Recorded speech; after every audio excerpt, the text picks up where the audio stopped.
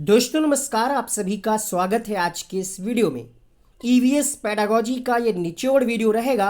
साथ ही साथ हम आपको बताएंगे कि कितने पैटर्न पे प्रश्न आपसे पूछे जा सकते हैं।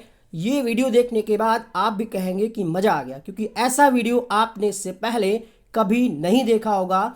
ये आप खुद ही देखने के बाद कमेंट करेंगे। बट आपको क्या करना है, 1 घंटे 10 मिनट का समय निकाल लेना है, कॉपी पेन लेकर के बैठना है, इंपॉर्टेंट चीज़ों को नोट करते चलना है। 15 नंबर के जो कंटेंट वाले क्वेश्चन आते हैं उसके लिए हमने एक ईवीएस का पापा वीडियो बना रखा है। अगर आप अभी अभी चैनल से जुड़ रहे हैं, उस वीडियो को नहीं देखा है तो उसको आप जरूर देखिएगा। ईवीएस पापा video by one day exam study अगर आप यूट्यूब में सबसे ऊपर लिख देंगे तो आपको वो वीडियो मिल जाएगा। इसके साथ ही साथ हमने ट्रेन वाले, रेलगाड़ी वाले, थीम वाले सारे क्वेश्चंस करा दिए हुए हैं। प्लेलिस्ट का लिंक नीचे कमेंट बॉक्स में मिल जाएगा, चेक करिएगा। इसके साथ ही साथ जो लोग नोट्स लेना चाहते हैं, इस व्हाट्सएप नंबर पे मैसेज करके नोट्स को परचेज कर सकते हैं। ऐसे ही हमने आपको हिंदी पेडागोजी मैराथन कराया, संस्कृत पेडागोजी मैराथन कराया, 2011 से 2019 एक ही वीडियो में कराया। ये सारी चीज़ें हम आपको करा चुके हैं, ठीक है। तो इसको आप देख लीजिएगा फटाफट। संस्कृत में अगर आप कमज़ोर हैं तो जितना हम आपको करा रहे हैं देख लीजिएगा, बहुत अच्छा आप स्कोर कर पाएंगे। तो उससे पहले हम आपको बता दें आज की इस वीडियो में आपको क्या क्या मिलने वाला है। साथ ही साथ 150 क्वेश्चन का हमने मेगा टेस्ट भी कराया है। तो अगर आपको ये सारे पीडीएफ एक पास लेने हैं तो जरूर पीडीएफ को जल्द से जल्द परचेज कर लें। इस वीडियो को देखने के बाद आपके बहुत सारे डाउट्स ईवीएस के क्लियर होने वाले हैं और इसके बाद हम ईवीएस का 2011 से 2019 तक का एक वीडियो अपलोड करेंगे, लाइव सेशन करेंगे। और अगर आप ये वीडियो बाद में देख रहे हैं तो उसका भी आप प्लेलिस्ट का लिंक नीचे लगा देंगे ताकि आप बाद में भी वहां से आप क्लिक करके देख पाएँ। सीटेट मैराथन नाम से एक प्लेलिस्ट बना दी है, सीटेट 2021 मैराथन, उसको आप क्लिक करके देख लीजिएगा। तो देखिएगा इसमें आपको मिलने क्या क्या वाला है। यहाँ पे आपको हम बताएंगे कि कितने तरीके से प्रश्न पूछे जाते हैं। टाइप के हिसाब से टाइप 1 और उससे संबंधित जो भी थ्योरी है उससे संबंधित कैसे प्रश्न आ सकता है। ये लगभग हमने इस पीडीएफ को तैयार करने में 4 से 5 दिन का समय लगा दिया। बच्चे यहाँ पे फंस जाते हैं कि अधिगम के आकलन में क्या लगाएंगे, अधिगम में आकलन क्या लगाएंगे। ये वाला क्वेश्चन जो है सीखने का आकलन, सीखने के लिए आकलन, इसमें बच्चे कंफ्यूज आते हैं। प्रश्न कैसे बनाया जाता है, संतुलित प्रश्न बनाने का स्टेप क्या है, सारी चीज़ें, कुछ भी आपका नहीं बचेगा। ये लगभग हमने 20 से दिखा देते हैं आपको कितने टॉपिक यहाँ पे लिए हुए हैं। 21 टॉपिक लिए हुए। प्रश्न तो आपके 15 ही आने हैं, तो इन्हीं 21 टॉपिक में से 15 क्वेश्चन डायरेक्ट आपकी परीक्षा में आएंगे। तो वीडियो को शुरुआत से अंत तक देखिएगा, डाउनलोड मत करिए वीडियो को, ऐसे ही देखिए, इसका मजा अलग ही रहेगा। और अगर आपको ये वीडियो पसंद आता है, बस एक ही बात कहेंगे कि यार लाइक ज़रूर कर देना, क्योंकि ये बहुत दिनों की मेहनत है। आप समझिए, पूरा एनालिसिस करना, हर एक पेपर को एनालिसिस करना, देखना क्वेश्चन कहाँ से पूछा गया, उसको लिखना, फिर टाइप करना। ये आपको वीडियो सिर्फ मिलेगा कितने घंटे का, 1 घंटे 10 मिनट का लगभग ये वीडियो होगा। लेकिन इसके पीछे की मेहनत आप नहीं जानते कितनी इसमें मेहनत हुई है। और अगर आप लोग इस पर ज़्यादा से ज़्यादा लाइक करेंगे, जैसे ये वीडियो 1 लाख लोग जब देखते हैं, पिछला रिकॉर्ड हम बता रहे हैं, 1 लाख लोग जब देखते हैं तो लाइक कितना होता है, 10,000 लाइक होता है। तो हम ये चाहेंगे कि इस वीडियो को आप ज़्यादा से ज़्यादा ट्रेंड कराएं, अपने दोस्तों तक शेयर करें, क्योंकि ऐसा वीडियो आपको ईवीएस का अभी तक पूरे यूट्यूब पे नहीं मिलेगा। अभी तक तो नहीं अपलोड हुआ है, अब हो सकता है कुछ लोग कॉपी करें और इसको अपलोड करें, ठीक है। तो प्लीज़ आप लोग इसको लाइक करिएगा। जैसे ही आप वीडियो को क्लिक करते हैं, अभी आप वीडियो को लाइक जरूर करिएगा। तो चलिए शुरू करते हैं। टाइप 1 से टाइप 21 तक पूरा थ्योरी, फिर क्वेश्चंस कराएंगे और लास्ट में हम आपको कुछ निगेटिव पॉजिटिव कीवर्ड भी बताएंगे। इस तरीके से हम आपको निगेटिव पॉजिटिव कीवर्ड भी बताएंगे। साथ ही साथ आपको ये बताएंगे कि गलत ऑप्शंस को कैसे पहचानना है, सही ऑप्शन को कैसे पहचाना है, एनसीएफ 2005 ईवीएस के बारे में क्या कहता है, ये सारी चीजें। तो चलिए शुरू करते हैं। 1 घंटे का आप समय निकाल लीजिएगा इस वीडियो को देखने के लिए और बस नोट करिए, पेपर अच्छा ही जाएगा। और अगर आप वीडियो को एंड तक देखते रहेंगे तो आपको हम संस्कृत और ईवीएस मैराथन का लिंक लास्ट में लगा देंगे। तो बिना स्किप किए आप वीडियो को पूरा देखिए, एडवर्टाइजमेंट को भी देख लीजिएगा, कुछ इससे हमें मदद मिल जाएगी। ऐड को मत स्किप करिएगा, थोड़ा सा आएगा, 10 सेकंड मुश्किल से देख लीजिएगा।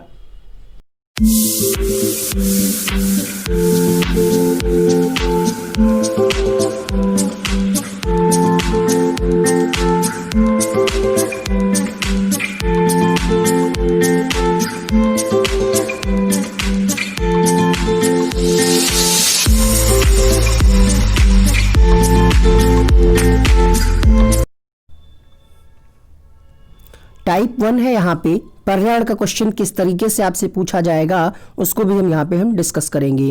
तो देखिएगा यहाँ पे पर्यावरण अध्ययन की प्रकृति कैसी है। अगर आपसे पूछे कि पर्यावरण अध्ययन की प्रकृति कैसी है तो एकीकृत है। एकीकृत का मतलब ये होता है कि कई विषयों को एक साथ मिला करके आपको पढ़ाया जाए और संदर्भ के अनुसार पढ़ाया जाए। जैसे यहाँ पे आप पर्यावरण जब आप पढ़ते हैं तो इसमें आपको साइंस भी मिलती है और सोशल साइंस भी मिलती है, अर्थात पर्यावरण के अंतर्गत आप विज्ञान और सामाजिक विषय दोनों ही पढ़ते हैं। यहाँ पे एक और इम्पोर्टेंट पॉइंट है आपकी परीक्षा के लिए कि एनसीएफ 1975 ने प्राथमिक स्तर पर एकीकृत पाठ्यचर्या क्षेत्र के रूप में पर्यावरण अध्ययन पढ़ाए जाने की सिफारिश की। सीटेट 2018 में एक प्रश्न पूछा गया कि किस राष्ट्रीय पाठ्यचर्या फ्रेमवर्क ने प्राथमिक स्तर पर एक एकीकृत पाठ्यचर्या क्षेत्र के रूप में पढ़ाए जाने के लिए पर्यावरण अध्ययन की सिफारिश की। तो यहाँ पे जो आंसर होगा वो होगा 1975। ज्यादातर लोगों को डाउट रहता है, कई किताबों में इसका आंसर 2005 दिया है, कहीं 2000 दिया है, और जो किताबों पर आधारित आपको पढ़ा रहा है यूट्यूब पे वो आपको थोड़ा सा सही जानकारी नहीं दे पा रहा है। तो यहाँ पे आंसर क्या होगा 1975। बता दें आपको एनसीएफ के कुल 5 संस्करण थे। पहला संस्करण आया 1975 में, फिर आया 88 में, फिर 2000 में, और 2000 को अपडेट करके ये आया है 2005 में, और फिर अब आएगा 2022 तक। क्यों आएगा? क्योंकि नई शिक्षा नीति लागू हो चुकी है। टाइप 2 है यहाँ पे पर्यावरण अध्ययन की अंतः विषयी प्रकृति। अंतः विषयी प्रकृति का मतलब यही है कि ईवीएस जो है बच्चों को कक्षा 3 से शुरू की जाती है, कक्षा 1 और 2 में इसलिए नहीं शुरू की जाती है क्योंकि यहाँ पे कहा जाता है कि बच्चे को हम ईवीएस कक्षा 1-2 में भाषा के माध्यम से और गणित के माध्यम से सिखाएंगे। उसकी बात हम आगे भी करेंगे। यहाँ पे देखिएगा पहला पॉइंट है पर्यावरण अध्ययन कक्षा 3 से 5 के लिए एक विषय पर्यावरण शिक्षा, सामाजिक अध्ययन और विज्ञान की अवधारणाओं और मुद्दों का क्षेत्र है। अर्थात 3 से 5 हम बच्चों को अंतः विषयी प्रकृति के माध्यम से पर्यावरण की जानकारी बच्चे को देते हैं। इसमें पर्यावरण भी पढ़ाया जाता है, विज्ञान भी होता है और सामाजिक अध्ययन भी होता है। विज्ञान, सामाजिक विज्ञान और पर्यावरण शिक्षा की विषय वस्तु और पद्धति के प्रयोग शिक्षार्थी को पर्यावरण को संपूर्ण ढंग से देखने के योग्य बनाया जाता है और बच्चे को संदर्भ युक्त अधिगम परिवेश प्रदान करना ये अंतः विषयी प्रकृति का उद्देश्य है। और यहाँ पे अगर आपसे पूछे कि कक्षा 1 और 2 के बच्चों को पर्यावरण क्यों नहीं पढ़ाया जाता, तो यहाँ पे आपका आंसर जाएगा क्योंकि इस आयु वर्ग के बच्चे अपने परिवेश को समग्र रूप में देखते हैं। या फिर ऐसे भी प्रश्न पूछ सकता है कि कक्षा 3 से 5 में सामाजिक अध्ययन क्यों नहीं पढ़ाया जाता, या 3 से 5 में एसएसटी या सामाजिक विषय क्यों नहीं पढ़ाया जाता। तो ध्यान रखिएगा आंसर आपका जाएगा कि इस आयु वर्ग के बच्चे अपने परिवेश को समग्र रूप में देखते हैं। समग्र का मतलब ही होता है पूर्ण आकार। गेस्टाल्ट शब्द आपने पढ़ा होगा, गेस्टाल्टवादी। तो समग्र का मतलब होता है पूर्ण आकार। इसलिए कक्षा 3 में सामाजिक विषय नहीं पढ़ाया जाता है।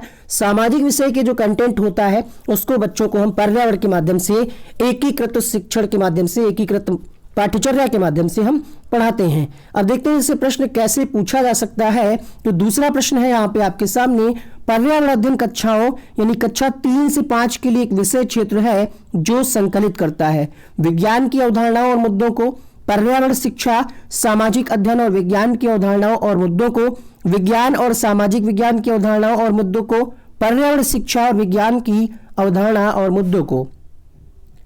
तो यहाँ पे आप देखिएगा अभी भी मैंने आपको क्या बताया है, ईवीएस में हम क्या क्या पढ़ते हैं, पढ़ाते हैं बच्चों को। यहाँ पे सिर्फ पर्यावरण विज्ञान है, यहाँ पे सामाजिक विज्ञान है लेकिन पर्यावरण नहीं है, यहाँ पे सिर्फ विज्ञान है। एक ऐसा ऑप्शन यहाँ पे आपको ऑप्शन नंबर 2 दिख रहा होगा जिसमें पर्यावरण भी है, विज्ञान भी है और सामाजिक अध्ययन भी है। तो ये 3 से 5 के लिए एक ऐसा विषय क्षेत्र है जिसमें हम बच्चे को ईवीएस, एसएसटी और साइंस एक साथ पढ़ाते हैं। टाइप नंबर 3 देखिएगा, इंपॉर्टेंट पॉइंट है आपकी परीक्षा के लिए। एनसीएफ ने कक्षा 1 और 2 के लिए पर्यावरण अध्ययन के किसी पाठ्यक्रम या पाठ्यपुस्तकों की संस्तुति नहीं की है।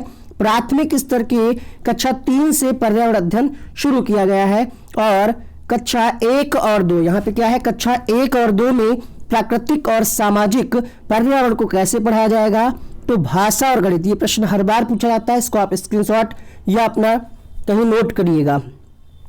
1 और 2 बच्चों, यहाँ पे 1 लिखा हुआ है, ठीक है, ये टाइप सही हुआ था बट पता नहीं कन्वर्ट करने में कुछ प्रॉब्लम आ रही है। तो यहाँ पे आप ध्यान दीजिएगा कि कक्षा 1 और 2 के बच्चों को ईवीएस हम कैसे पढ़ाते हैं, तो भाषा और गणित के माध्यम से पढ़ाते हैं। बच्चों को भौतिक, जीव विज्ञान, यानी जीव वैज्ञानिक या जीव विज्ञान सामाजिक और सांस्कृतिक क्षेत्रों में उदाहरण देकर प्राकृतिक और सामाजिक पर्यावरण को समझने की क्रियाओं में संलग्न करना चाहिए। प्रयोग की गई भाषा कैसी हो, जेंडर संवेदनशीलता हो, किसी भी प्रकार का कोई भेदभाव ना हो, और शिक्षण प्रक्रिया कैसी हो, तो शिक्षण प्रक्रिया में सहभागिता हो और परिचर्चा आधारित हो। ये इंपॉर्टेंट पॉइंट है, ध्यान रखिएगा। अब इससे संबंधित क्वेश्चन कैसे बन सकता है ये देखिए। हर बार आता है, थोड़ा सा शब्दों का हेरफेर कर देता है क्वेश्चन, लेकिन पूछा हर बार जाता है। क्वेश्चन कह रहा है यहाँ पर राष्ट्रीय पाठ्यचर्या रूपरेखा यानी एनसीएफ 2005 ने कक्षा 1 और 2 के लिए पर्यावरण अध्ययन के किसी पाठ्यक्रम या पाठ्यपुस्तकों की संस्तुति नहीं की है। इसके लिए सबसे उपयुक्त कारण क्या है? क्या भार कम करने के लिए ऐसा किया गया है, या फिर कक्षा 3 से आगे की कक्षाओं के लिए है, या फिर कक्षा 1 और 2 के शिक्षार्थी पढ़ना नहीं जानते? तो ये तो गलत हो गया। यहाँ पे केवल लगा है, ये भी गलत हो गया। भार कम करने के लिए नहीं, बल्कि बच्चों को संदर्भ युक्त अधिगम परिवेश प्रदान करने के लिए। ऊपर ही हमने आपको बताया था। चलिए एक और क्वेश्चन कराते हैं इसी टाइप पर। निम्नलिखित में से एक कक्षा 1, यहाँ पे होगा कक्षा 1 और 2 के लिए पर्यावरण अध्ययन विषय के संदर्भ में सत्य है। तो यहाँ पे आपने अभी अभी पढ़ ही लिया है। कहा जा रहा है यहाँ पे एक नए अध्ययन के रूप में, ठीक है, आसान नहीं कहा जा रहा है, और यहाँ पे कहा जा रहा है भाषा के द्वारा, और यहाँ पे कहा जा रहा है भाषा और गणित। तो अब आपको चीजें बिल्कुल क्लियर हो रही होंगी कि ईवीएस से संबंधित मुद्दों और संबंधों का संपादन भाषा और गणित के माध्यम से होता है कक्षा 1 और 2 में। ठीक है, अब यहाँ से एक प्रश्न आपकी परीक्षा में पक्का आना है, तो आप इसका स्क्रीनशॉट लें, या फिर इसके नोट्स को अगर आपने ले लिया है तो प्रिंट आउट निकलवा करके 2-3 बार पेपर से पहले पढ़ लीजिएगा। यकीन मानिए 15 में 14 क्वेश्चन आप कर ले जाएंगे। तो यहाँ पे मुख्य थीम है, थीम कहें या हम प्रकरण कहें एक ही बात है। तो यहाँ पे कौन कौन सी मुख्य थीम होती है? पहला है यहाँ पे परिवार एवं मित्र, भोजन, आश्रय या आवास, पानी, यात्रा, चीजें जो हम बनाते हैं और करते हैं। ठीक है, तो ये मुख्य 6 थीम है। इन्हीं पर आधारित आपका ईवीएस है पूरा। थीम को हम प्रकरण के नाम से भी जानते हैं, और यहाँ पे इसकी कुछ उप थीम है, जैसे पौधे एवं जानवर, रिश्ते एवं संबंध। ठीक है, तो ये अलग अलग भी लिखा जा सकता है कि पौधे अलग लिख दे, जानवर अलग लिख दे, काम अलग लिख दे, खेल अलग लिख दे। तो ध्यान रखिएगा ये उप प्रकरण है, इनको हम सब थीम भी कहते हैं। ऊपर थीम है और ये सब थीम ऊपर प्रकरण है, और ये उप प्रकरण है। अब बात आती है कि उप प्रकरण को रखा क्यों गया है, तो उसकी भी अभी हम बात करेंगे। पहले एक क्वेश्चन हम आपको करा देते हैं कि इस पर संबंधित क्वेश्चन कैसे बन सकता है। तो कहा जा रहा है, 5वां प्रश्न आपके सामने, एनसीएफ 2005 के अनुसार निम्नलिखित में से कौन सी एक पर्यावरण अध्ययन की विषय वस्तु है? तो आंसर क्या करेंगे आप? विषय वस्तु मेन पूछ रहा है, थीम लिखा हुआ है। ठीक है, विषय वस्तु भी हम कहते हैं थीम को, और अगर उप थीम लिखेगा तो उप प्रकरण वहां पे आपको ध्यान रखना है। तो यहाँ पे आंसर क्या जाएगा? भोजन के साथ, ऑप्शन नंबर 4 सही होगा। अब आपके मन में एक सवाल होना चाहिए कि आखिर थीम को प्रस्तावित क्यों किया गया है, थीम रखने का कारण क्या है? तो थीम रखने का कारण यहाँ पे मेंशन किया है हमने। थीम से क्या फायदा होगा? बच्चों के स्थानीय परिवेश, क्योंकि भोजन, चीजें जो हम बनाते हैं, कैसे करते हैं, यात्रा जरूरी है। अच्छा, इसकी एक याद करने की ट्रिक भी हमने बनाई थी, आइए समझा देते हैं आपको। देखिए, अब परिवार है आपका, अब परिवार है तो मित्र भी होंगे कोई ना कोई। अब मित्र आपके घर में आया है तो उसको भोजन भी आप देंगे, है ना। अब एक दिन के लिए कोई मित्र आया, लेट हो गया तो रुकेगा, तो उसको आप रहने की भी व्यवस्था करेंगे, और भोजन के साथ आप पानी भी देंगे। कोई जरूरी नहीं आप सीक्वेंस में याद करें, बट 6 आपको याद होनी चाहिए, है ना। पानी देंगे, भोजन देंगे, रहने की व्यवस्था करेंगे, और फिर वो यात्रा करके आया है ना, तो थकेगा भी। तो ये चीज़ें आप याद रख सकते हैं कि यात्रा करके आया है कोई आपके घर, उसको आप रहने के लिए दे रहे हैं, भोजन दे रहे हैं, पानी दे रहे हैं, वो आपके परिवार में आया है तो आपका मित्र है। ऐसे आप याद कर सकते हैं, और ये तो आपको याद ही रहेगा।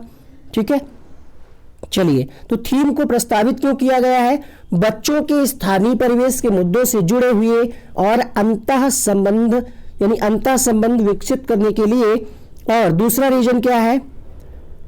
थीम से फायदा क्या होता है? ये विषय सीमाओं को नरम, सौम्य बनाने और संपूर्णता में ज्ञान को प्राप्त करने में मदद करता है। मतलब आप यहाँ से थीम के माध्यम से डिटेल से सारी चीजों को आसान तरीके से, सौम्य मतलब क्या, नरम तरीके से संपूर्णता में ज्ञान प्राप्त करने में मदद करता है। ये देखते हैं क्वेश्चन कैसे इस पे पूछा जा सकता है।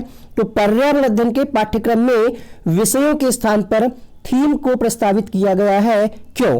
पहला ऑप्शन, बच्चों के स्थानीय परिवेश के मुद्दों से जुड़े हुए और अंतः संबंधित समझ के विकास के लिए उप विषयों की तुलना में थीम आधारित पर्यावरण अध्ययन का संपादन आसान है। पर्यावरण अध्ययन के पाठकों को कम करने के लिए, तो आंसर बिल्कुल आपको समझ में आ गया होगा। थीम के पीछे कारण क्या है? ताकि बच्चे स्थानीय परिवेश की मुद्दों से जुड़े हुए चीजों को आसानी से समझ पाए, संबंध को समझ पाए, इसलिए। अब बात आती है थीम के बारे में, तो हमने आपको बता दिया क्यों प्रस्तावित किया गया है, उप प्रकरण को क्यों प्रस्तावित किया है। यहाँ पे हम आपसे एक शिकायत करेंगे। शिकायत वो ये है कि जैसे कोई वीडियो होता है, अगर उसको 50,000 लोग देखते हैं, है ना, तो उस पर लाइक पता है कितने होते हैं? 5,000, मतलब 10%, है ना। 50,000 का अगर आप 10% निकालेंगे तो ये गलत बात है। अगर आपको ये वीडियो पसंद आएगा तो आप एक लाइक करेंगे, ठीक है, यानी जितने लोग देख रहे हैं सभी लोग लाइक करेंगे। आपको नहीं पता इसके पीछे कितनी मेहनत की जाती है, इसके बाद भी कहीं कहीं टाइपिंग मिस्टेक है, इसको पहले लिखा गया फिर टाइप किया गया, ठीक है। तो आप एक लाइक नहीं कर सकते क्या इसके लिए? हालांकि लाइक का कोई चार्ज नहीं मिलता हमें यूट्यूब की तरफ से, बट एक मोटिवेशन मिलता है। तो अगर 50,000 लोग इस वीडियो को देख रहे हैं तो कम से कम अगर हम बताएं तो 40,000 तो लाइक होने चाहिए ना। 10,000 लोगों की इच्छा नहीं होगी, डिसलाइक कर देना, लेकिन अगर पसंद आए तो लाइक करना, क्योंकि इससे बेहतर वीडियो आपको ईवीएस के निचोड़ का, पेडागोजी का कहीं नहीं मिलेगा। और पापा वीडियो तो आपने देखा ही है, लाखों बच्चों ने देखा है, नहीं देखा तो देख लीजिएगा, कमेंट बॉक्स में हम लिंक दे देंगे। अब हम बात करते हैं उप प्रकरण। उप प्रकरण को क्यों प्रस्तावित किया गया है? तो इसलिए किया गया, देखिए जानवरों का हम लोगों से संबंध होता है। उप प्रकरण में हमने आपको क्या बताया? जानवर, काम और खेल। तो हमारा और यानी मनुष्य का और जानवरों से, खेल से किस प्रकार से संबंध है, इसके लिए कहा जा रहा है। इस बात को उभारने के लिए कि किस प्रकार कुछ समुदायों के जीवन और आजीविकाएं विशेष रूप से पशुओं या पौधों से घनिष्ठ रूप से जुड़े हुए हैं, इसलिए उप प्रकरण को रखा गया है, प्रस्तावित किया गया है। दूसरा पॉइंट है, सामाजिक और सांस्कृतिक संदर्भ में पौधों और पशुओं के स्थान निर्धारित करने में विद्यार्थियों की सहायता करने के लिए उप प्रकरण को प्रस्तावित किया है। अगला पॉइंट है, इस बात को उभारने के लिए कि मनुष्य का खेल से और जानवर से, पौधों से किस प्रकार का संबंध है, इसलिए उप प्रकरण को भी प्रस्तावित किया गया है। ठीक है, आइए देखते हैं टाइप 5 कैसे क्वेश्चन यहाँ पे पूछा था। पक्का है जितने टाइप बता रहे हैं एक एक क्वेश्चन हर टाइप से आना है आपकी परीक्षा में। बात करते हैं यहाँ पे हम प्राथमिक स्तर पर पर्यावरण अध्ययन शिक्षण के उद्देश्य क्या है।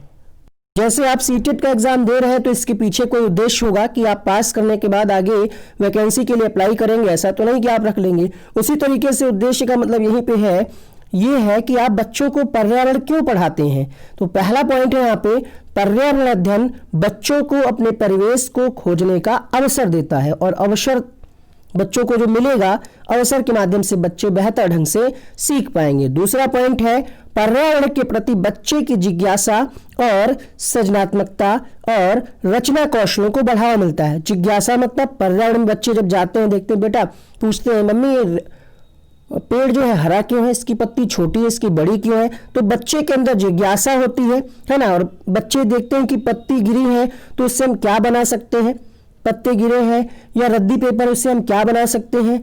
तो ये क्या है, सृजनात्मकता को बढ़ावा देना, जानने की इच्छा और रचना कौशलों को बढ़ावा दिया जाता है। तीसरा पॉइंट है, बच्चों की सक्रिय भागीदारी और अवलोकन कौशल का विकास करना। कहने का मतलब यह है कि बच्चे सक्रिय रूप से सीखें और बच्चों के अंदर ऑब्जर्वेशन, अवलोकन कौशल का विकास हो। तीसरा पॉइंट आपने पढ़ा। चौथा पॉइंट है, बच्चों में सौंदर्यगत संवेदना का विकास करना। अब सौंदर्यगत संवेदना का मतलब यही है कि अपने पर्यावरण को मेंटेन रखना, जैसे कोई पेड़ है उसको नहीं काटना है, इस प्रकार से संवेदना बच्चे के अंदर आनी चाहिए कि जल को खराब नहीं करना है। ये सारी चीजें पर्यावरण के लिए जरूरी है। पर्यावरण अध्ययन को कक्षा की चार दीवारी से बाहर सिखाना, मतलब ईवीएस में जो बच्चे को सिखाया जाए वो सिर्फ कक्षा में ही नहीं, कक्षा की चार दीवारी मतलब कक्षा की बाउंड्री वाल से बाहर भी सिखाया जाए। बच्चों के अस्थायी ज्ञान को विद्यालय के ज्ञान से संबंधित करना। बच्चों ने जो ज्ञान अर्जित किया है अस्थायी ज्ञान, उसको विद्यालय के ज्ञान से जोड़ा जाए। भौतिक और सामाजिक परिवेश के प्रति संवेदनशीलता का विकास करना। अगला पॉइंट है प्राकृतिक, सांस्कृतिक व सामाजिक पर्यावरण के बीच संबंधों को पहचानने व समझने में बच्चों को प्रशिक्षित करना। अगला पॉइंट प्राकृतिक व सामाजिक वातावरण के बारे में उत्सुकता जगाना। अगला पॉइंट है बच्चों को खोजने की क्रियाओं में लगाना तथा व्यावहारिक क्रियाएं करना। अगर कोई भी पॉइंट आपको समझ में नहीं आ रहा है नीचे कमेंट करिएगा, सारे कमेंट को उठा करके हम एक वीडियो बना देंगे, तो कमेंट जरूर करिएगा। बच्चों को हम ईवीएस इसलिए पढ़ाते हैं ताकि बच्चे खोज आधारित क्रियाएं करें और कुछ व्यावहारिक एक्टिविटी करें जिनका उनका संबंध उनके दैनिक जीवन से हो। बच्चे समाज के बारे में, सामाजिक वातावरण के बारे में उत्सुकता रहे, मतलब मेंटेनेंस के लिए उनको हम एक तरीके से तैयार कर रहे हैं कि सामाजिक पर्यावरण भी हमारे लिए जरूरी है, उसके बारे में उत्सुकता जगाना, बच्चों को जागरूक करना। अवलोकन, वर्गीकरण और निष्कर्ष निकालने आदि प्रक्रियाओं के माध्यम से बुनियादी संज्ञानात्मक और गत्यात्मक कौशल प्राप्त करने के लिए खोजबीन से जुड़ी और हाथों से करने वाले कार्यों में बच्चों को संलग्न करना। मतलब यहाँ पे भी क्या है, हस्तपरक गतिविधियों को वरीयता दी गई है। बच्चे अवलोकन करना सीखें, वर्गीकरण मतलब समझ रहे हैं ना, अंतर करना सीखें दो चीजों में। कक्षा 3 के एनसीईआरटी में ही हमने आपको बताया था कि बच्चों में वर्गीकरण कौशल का विकास होने लगता है। ठीक है, अब देखते हैं पर्यावरण अध्ययन हम पढ़ा रहे हैं तो कैसे पढ़ाएंगे। पर्यावरण अध्ययन में परिभाषा और व्याख्या को दूर किया जाए, रटकर सीखने को हतोत्साहित किया जाए, मतलब रटकर सिखाया ना जाए, परिभाषाओं व्याख्याओं को दूर रखा जाए, प्रश्न करने खोजने के मौके दिए जाए। अगला देखिएगा, इसी से संबंधित प्रश्न कैसे पूछा जा सकता है। क्वेश्चन है निम्न में से कौन सा पर्यावरण की कक्षा में रूपात्मक आकलन का समुचित कार्य नहीं है। वैसे तो ये क्वेश्चन आकलन का है बट इंपॉर्टेंट है, यहां पे देखिएगा। यहां पे कई किताबें भी इसका आंसर लिखती हैं ये वाला, बट अगर आप थ्योरी के हिसाब से इसको देखेंगे तो यहां पे क्या आंसर मिलेगा, परिभाषा को व्याख्या करना, क्योंकि परिभाषा का प्रयोग हम ईवीएस में नहीं करते हैं। तो यहां पे फर्स्ट ऑप्शन करेक्ट होगा। अगला देखिएगा, निम्नलिखित में से कौन सा प्राथमिक स्तर पर पर्यावरण अध्ययन के शिक्षण का उद्देश्य नहीं है। नहीं है पूछ रहा है, तो बाहरी दुनिया से जोड़ना है तो उद्देश्य होगा। बच्चे को मोटिवेट कर रहे हैं हम प्रश्न पूछने के लिए, ये भी है। यहाँ पे भी हम मोटिवेट कर रहे हैं, निकटतम परिवेश, कड़े अनुशासन सुनिश्चित करना, ये पर्यावरण शिक्षण का उद्देश्य नहीं होगा। आइए देखते हैं अगला टाइप नंबर 6। कोई एक्टिविटी हम क्यों कराते हैं। बच्चे को हम ले जा रहे हैं चिड़ियाघर, कभी विज्ञान प्रयोगशाला ले जा रहे, कभी कहीं ले जा रहे, मलिन बस्ती ले जा रहे हैं। आपने बीएड बीटीसी की होगी ना कहीं आपको ले जाया गया होगा भ्रमण के लिए, तो क्यों कराई जाती है एक्टिविटी। पहला पॉइंट है प्रश्न कैसे पूछेगा वो भी हम आपको बताते हुए चल रहे हैं, और कमेंट जरूर करिएगा, क्योंकि आपके कमेंट को जो देखकर जो प्रसन्नता होती है वो अलग ही होता है, उसको हम बयान नहीं कर सकते यहाँ पे शब्दों में। कमेंट जरूर करिएगा, ठीक है। हमारे पास कोई एक्सपर्ट नहीं है, ना ही हमारे पास कोई कोचिंग की कोई टीम लगी हुई है, हम ही कर रहे हैं, तो समझ सकते हैं कितनी मेहनत लगती है। हर सब्जेक्ट का निचोड़ वीडियो आपको ऐसे ही दिया जाएगा, संस्कृत, हिंदी, मैथ, संस्कृत का हिंदी का अपलोड हो चुका है, उसको देखिए, अलग से प्लेलिस्ट बनी है। कमेंट बॉक्स चेक करिए, पहले लिंक में आपको मिल जाएगा, पहले कमेंट में। तो एक्टिविटी हम इसलिए कराते हैं ताकि बच्चों को क्या मिले, खोजने और अभिव्यक्त करने और कार्य विस्तार का अवसर। मतलब बच्चे खोज द्वारा सीख पाए, अपनी बात को कह पाए, और जो भी कार्य उनको कक्षा में कराया जा रहा है उसको डिटेल से हम कराने के लिए अवसर दें, है ना। तभी तो हम कोई एक्टिविटी करा रहे हैं, डिटेल से बच्चा खुद करके सीखे। दूसरा ऑप्शन है बच्चों की परस्पर क्रिया, अवलोकन और सहयोग का अवसर देना। बच्चा पूरा ग्रुप में है, हम कोई ग्रुप में एक्टिविटी करा रहे हैं तो बच्चा आपस में करके सीखेगा, बच्चों को सहयोग मिल रहा है, अवलोकन और सहयोग का अवसर देना। तीसरा पॉइंट है सभी प्रतिभागियों की सहभागिता, यानी बच्चों का सक्रिय भाग लेना और सहयोग सुनिश्चित करना। बच्चों को क्रियाकलाप का अवलोकन, अनुभव साझा और उस पर चर्चा करने को प्रेरित करती है। मतलब जब हम कोई क्रियाकलाप कराते हैं तो हम बच्चों को इस तरीके से मोटिवेट करें कि वे अपने अनुभवों को साझा करें। हस्तपरक गतिविधि बच्चों को स्वयं अपने हाथ से कार्य करने और खोजने के क्रियाकलापों से जोड़ना। अगला पॉइंट है, ये सारी जो आप चीजें पढ़ रहे हैं ये उद्देश्य है क्रियाकलाप कराने के। तो क्रियाकलाप हम क्यों कराते हैं? ताकि जो परिवेश से संबंधित मुद्दे हैं उन पे बच्चे जागरूक हो सकें। जल प्रदूषण है, वायु प्रदूषण है ना, पेड़ों का कटाव है, इन सब चीज़ों पे बच्चे जागरूक हो सके। बच्चों की प्रक्रिया कौशल का आकलन करना इसलिए हम कराते हैं। मान लिया कुछ चीज़ें हमने पढ़ाई, फिर उसको हम एक्टिविटी के रूप में चेक कर रहे हैं कि बच्चा उस प्रक्रिया को अच्छे तरीके से कर पा रहा है कि नहीं कर पा रहा है, तो प्रक्रिया कौशल का आकलन करना। अब अगर हम बात करें यहाँ पे एक और पॉइंट है, जिज्ञासा और सृजनात्मकता का पोषण करना। बच्चे में जानने की इच्छा हो कुछ नया करने के लिए हम उसको तैयार करें। अगर हम कोई एक्टिविटी करा रहे हैं तो हम क्या करें? एक्टिविटी शुरू करने से पहले हम क्या करें, जो भी हमें करना है, जैसे मैं बच्चों को चिड़ियाघर ले जाना है तो क्रियाकलापों को एक स्तरीकृत शीट उस स्थान के बारे में तैयार करना, अर्थात पहले ही हम डिसाइड कर लें कहाँ हमें जाना है, कितने बजे जाना है, क्या ले जाना है वहाँ पे, क्या नहीं ले जाना है ना, और उसकी सारी इंफॉर्मेशन हम बच्चों को पहले से ही बता दें ताकि बच्चे भी प्रिपेयर रहें, उसके लिए तैयार रहें। अब देखिएगा इस पे प्रश्न कैसे पूछा जाता है। एक शिक्षक हमेशा क्रियाकलापों को कराने के बाद प्रश्नों और चर्चाओं का संचालन करता है। क्रियाकलापों, प्रश्नों और चर्चाओं के संचालन का उद्देश्य क्या है? बच्चों की प्रक्रिया कौशल का आकलन, खोजने का अवसर देना, अभिव्यक्ति का अवसर देना, या फिर बच्चों में उनके सीखने की गति के आधार पर विभेद करना। तो यहाँ पे नीचे कुछ कूट दिए गए हैं,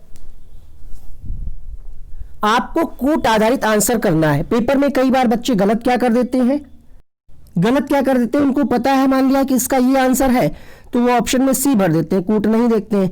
तो पेपर जो आप कोई क्वेश्चन पढ़िएगा पन्ना पलट कर देख लीजिएगा, कई बार ऐसा होता है ऑप्शन इधर होते हैं और कूट आगे दे देता है, तो एक नंबर आपका ये चला जाएगा। तो ध्यान रखिएगा यहाँ पे कौशल का आकलन भी होता है, अवसर भी देते हैं। विभेद करना क्या है, निगेटिव है, तो यहाँ पे 3 ऑप्शन पॉजिटिव है, अर्थात ए बी सी इसका सही जवाब होगा। तो वो हो गई बात क्रियाकलाप की। अब अगर हम कोई एक्टिविटी ग्रुप में करा रहे हैं तो क्या क्या चीजें टीचर को एक ध्यान रखनी है। प्रश्न आपसे पूछेगा कि समूह क्रियाकलाप का निर्माण करते हुए एक अध्यापिका समूह बना रही है, निम्नलिखित में से कौन सा विकल्प सही है या सही नहीं। तो ध्यान रखना है सभी बच्चों की रुचि हो, उनके बौद्धिक स्तर को ध्यान में रखा जाए कि किस क्लास का बच्चा है, उस जो ग्रुप में बच्चे हैं वो किस क्लास के हैं, उनकी उम्र लगभग क्या रही होगी और उनकी रुचि है या नहीं है जो आप एक्टिविटी करा रहे हैं, है ना। उनकी रुचियों को भी आप ध्यान में रखें। लड़कों और लड़कियों को समान रूप से रुचिकर लगे, ऐसा ना हो कि सिर्फ लड़कों को ही अच्छा लगे। मान लिया आप खो खो खिला रहे हैं और लड़के को मजा ही नहीं आ रहा है, तो कुछ ऐसे आप खेल खिलाएं, मान लिया एक एग्जाम्पल से समझिए, ताकि लड़कों को भी वो खेल पसंद हो और लड़कियों को भी पसंद हो। यहाँ पे तीसरा पॉइंट है, सभी धार्मिक और सांस्कृतिक पृष्ठभूमि के बच्चों को रुचिकर लगे। ठीक है, ऐसा नहीं है कि आप कोई धर्म से संबंधित करा रहे हो खेल और वो नहीं समझ में आ रहा हो, है ना। कोई आप ऐसी एक्टिविटी करा रहे हो जो किसी एक पर्टिकुलर धर्म से ही संबंधित हो या किसी एक पर्टिकुलर सांस्कृतिक पृष्ठभूमि से संबंधित हो, तो आप ऐसी एक्टिविटी कराएं, समूह में कराएं जो सभी बच्चों के लिए हितकर हो, सभी बच्चों की रुचियों को ध्यान में रखा गया हो, किसी भी प्रकार का कोई भेदभाव ना हो, और जब भेदभाव नहीं होगा तो सभी बच्चे उसमें पार्टिसिपेट करेंगे। तो यहाँ पे अगला पॉइंट है, सभी प्रतिभागियों की सहभागिता और सहयोग को सुनिश्चित करें।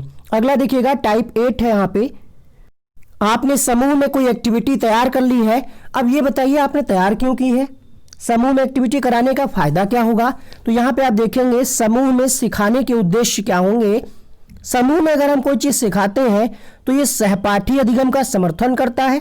समूह में अगर हम कोई चीज सिखाते हैं तो बिना बोझ के बच्चा सीखता है, बिना बोझ के पर्यावरण अध्ययन का प्रभावशाली तरीका है और सामाजिक अंतःक्रिया को बेहतर बनाता है। वाइगोत्स्की का सिद्धांत आपने पढ़ा होगा कि बच्चे परस्पर अंतःक्रिया के द्वारा सीखते हैं, है ना। बच्चे सामंजस्य और सहयोग करना सीखते हैं, बच्चे दूसरों से बात और बहस करके अधिक सीखते हैं। तो ये इंपॉर्टेंट पॉइंट है ग्रुप में अगर कोई एक्टिविटी करा रहे हैं उससे संबंधित।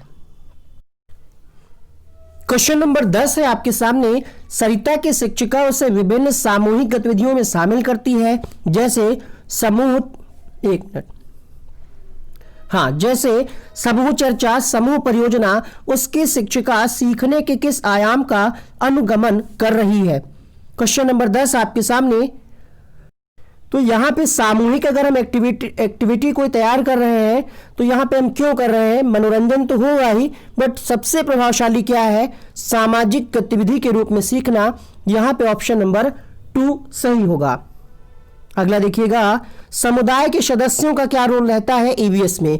तो अगर हम समुदाय के सदस्यों का मतलब है समाज के जो सदस्य हैं, या आपके घर में अगर कोई बुजुर्ग है, अगर हम उनसे सीख रहे हैं, ताऊ है, दादी बाबा है, नानी नाना है, चाची चाचा है, तो यहाँ पे क्या होता है? इससे हम क्या है, वास्तविक परिस्थिति में सीखने का अवसर मिलता है हमें। और ये हो गई समुदाय की बात। और अगर हम बात करें प्रौढ़ों के समर्थन, कभी कभी पूछ लेता है बुजुर्गों या प्रौढ़ों, तो प्रौढ़ों के समर्थन से बच्चे क्या है, अपनी क्षमता से अधिक ज्ञान के निर्माण में सहायता मिलती है। प्रौढ़ जो है बहुत पुरानी बातें बताते हैं ना कि हमने बेटा भूत देखा था, भूत ने हमें बीड़ी पिलाई थी। ये आपको हंसाने के लिए बता रहे हैं, इसका वास्तविकता से कोई संबंध नहीं है। हालांकि हर घर में 1-2 बुजुर्ग ऐसे होते हैं जिन्होंने भूत या चुड़ैल देखा होता है। आपको हंसी आई हो तो कमेंट करके बताइएगा। टाइप नंबर 9 देखिएगा, सर्वे क्यों कराते हैं हम?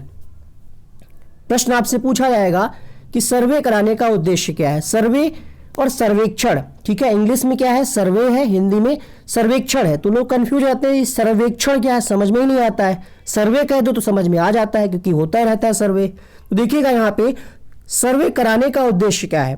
अब सर्वे जब आप कर रहे हैं, जैसे आपके घर में जनगणना होती है, कोई सर्वे होता है, तो जो आता है बातचीत करता है, अर्थात समुदाय के साथ बातचीत करने का अवसर प्रदान करना। दूसरा पॉइंट है बच्चों को वास्तविक जीवन के साथ सीखने का अवसर प्रदान करना। तीसरा है बच्चों को डेटा हैंडलिंग समझने और एक साथ काम करने में सक्षम बनाना। बच्चों को विभिन्न लोगों के प्रति संवेदनशील बनाना। पांचवा पॉइंट है सूचना को प्रत्यक्ष करने का अवसर प्रदान करना, आकलन के एक अवसर के रूप में इसका उपयोग करना। तो ये होते हैं सर्वे के उद्देश्य, सर्वेक्षण कराने के उद्देश्य, क्योंकि यहाँ पे प्रत्यक्ष रूप में ज्ञान मिल रहा है, संवेदनशील बनना है कि क्या क्या समस्याएं होती हैं लोगों को, बातचीत करके हम ये पता करते हैं। और अगर कोई डेटा हैंडलिंग है, जैसे पता करना है कि कितने लोग शिक्षण मतलब साक्षर है, कितने लोग निरक्षर है, तो ये डेटा बन रहा है ना, कितने बच्चे हैं किसी के, कितने मेल है कितने फीमेल है, ये डेटा भी बन रहा है। इस कारण सर्वेक्षण का ये उद्देश्य आपको समझ में आ गया होगा।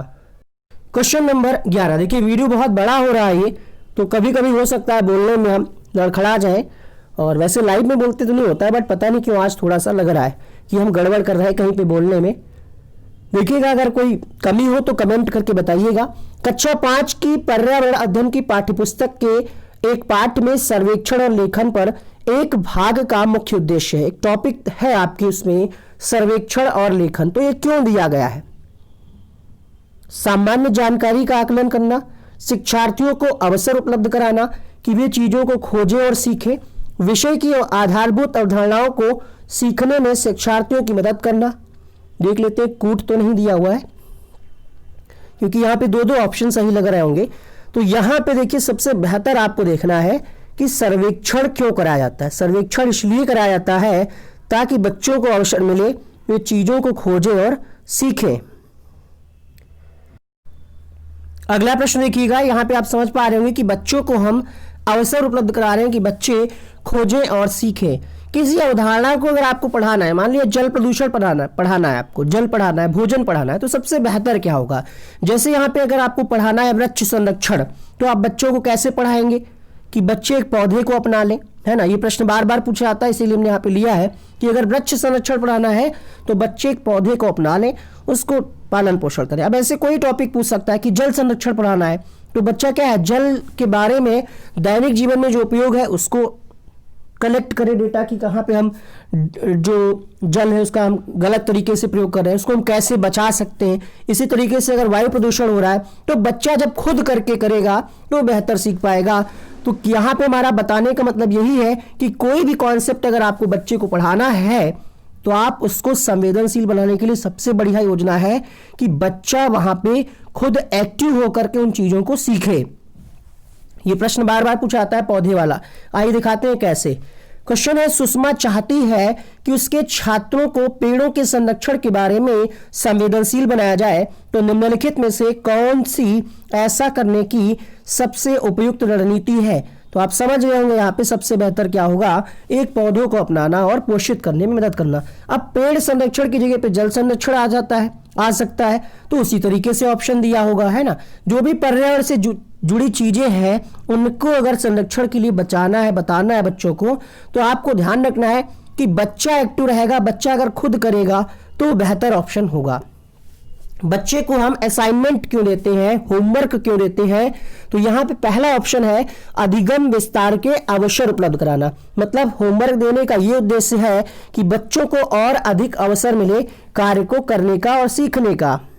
अब यहाँ पे बाकी कोई ऑप्शन आपको दे सकता है कि माता पिता को खुश रखने के लिए, प्रिंसिपल के लिए, तो आपको ध्यान रखना, ऑप्शन जरूर आपको ध्यान रखना है कि होमवर्क देने का यही उद्देश्य है कि जो बच्चे को कार्य स्कूल में कक्षा में कराया गया है उसको डिटेल से वो बच्चा विस्तार से घर पे सीख पाए। अर्थात विस्तारित अधिगम के लिए चुनौतियां और उत्तेजना, बच्चों को विस्तारित अधिगम। यहाँ पे आप बस इसका पासवर्ड ध्यान रखिएगा, विस्तार।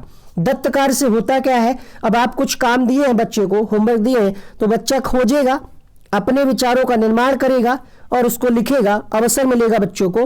तो इसलिए हम देते हैं दत्त कार्य बच्चों को सूचना खोजने, विचारों का निर्माण करने, उच्चारित करने का अवसर प्रदान कर। जितनी चीजें लिखी हैं, अगर इस टॉपिक से प्रश्न बना आपकी परीक्षा में तो इन्हीं में से कोई शब्द प्रयोग किए जाएंगे, ठीक है।